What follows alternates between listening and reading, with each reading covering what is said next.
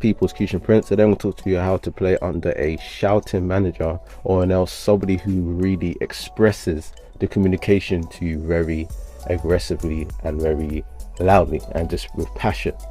And I want to talk to you about this because a lot of players do message me. I did a poll the other day and I think I got over about 75% saying that they struggle to play with managers like this. So this is an issue. So I want to let you listen to this video, or what should I say, of Company talking to his players at halftime, and I'll get back to what I want to say. Listen, no misunderstanding. There's one fucking side of me that you haven't fucking seen, boys. Number one, West, whether we play with 3, 4, 5, 6, it's my fucking decision. And I take the responsibility if we lose and if we don't perform well. The second thing, Zach, last time I talked about your attitude, you come off, I don't need a fucking smile, but I need the attitude. That's perfect. You were not good, just like all the other one. I could have taken off from Hendrick to the last one without anyone complaining. Today, we deserve to lose anyway. We can be fucking happy with 1 point. 95 minutes, we just wasted time. You wasted your time, I wasted my time. It was better not to come. It was better to send the under 21. So honestly, this will be looked at as a very good video, which it is very good because he's giving an honest opinion. But through the players, we don't know what the players is feeling like. We don't know whether who's responding well to that. And I can honestly tell from a player's perspective, I would need to reinforce to myself who I am as a player, because I knew how I am, you know, self-esteem wise when I was growing up. I probably would not have taken that sort of talk well as a player. So how I tell players how to reinforce confidence in themselves when a manager is shouting at you constantly is that you need to immediately, like Peter Pan will say, think happy thoughts. You need to think happy thoughts about yourself, i.e. you need to say your first name. So I'll say, Keishan, that was a great take on. Next time I want to do it better.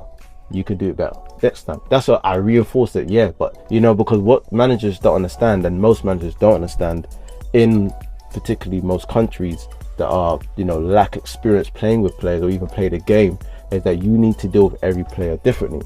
So for example, you get that one manager that treats everyone the same. 2, you get that one manager that knows how to talk to 1 or 2 individuals, but everyone's in that one pot. And you get that third manager that knows how to talk to every individual player differently. How Mikel Arteta talks to Gabriel Martinelli will different to how he talks to someone like Gabriel, because I can see Gabriel is one of the guys that he needs good reinforcement, because he really takes when he makes mistakes to heart. So he is a type of player that you need to talk different. And even Gabriel Jesus, but you can see that someone like Eddie Nketiah will probably be more resilient more than Gabriel Jesus, just from what I've seen from the outside. You understand? So another thing that was really important is like someone like Arsene Wenger did this when Robert Perez had a really bad half, and Martin Keown went straight into the change room and said, Perez, well, we're going long to you. And then Wenger said to him, no, shut up. He said, no, Perez, keep going, because he knows if I talk to Perez this way or allow that negative reinforcement to be put into him, his self-esteem can't take it. He cannot feed energy off of that.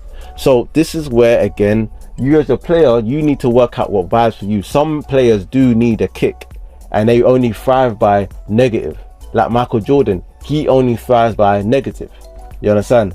That's why he says before the game, he will look at who's, you know, pissing him off. He will say, I didn't like that coach, the way he looked at me. So he goes by negative. You understand? He needs negative reinforcement from another coach, another team, in order to spur him on. And some players react that way differently. But in this case, when you're dealing under a manager that's shouting at you, you need to implement positive reinforcement in order for you to rule out the negative, so that it doesn't really affect you and your self-esteem. So let me know in the comments what you think about this.